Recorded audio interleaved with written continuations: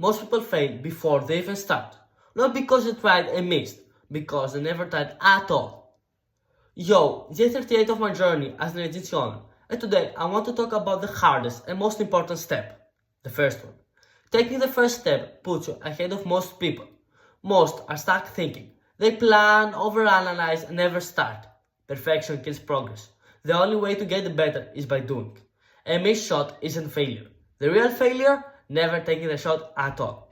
I could wait for the perfect moment to start my agency, but instead I took action, and that's why I'm ahead of thousands of people who are still just thinking about it.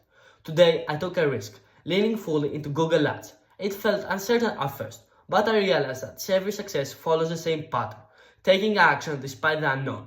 Everything I've done so far has been a template for growth, and the real challenge isn't starting, it's proving I can deliver results.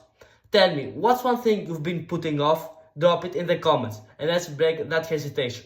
See you in day 39, and as always, I'm keeping an eye on you and hope for success.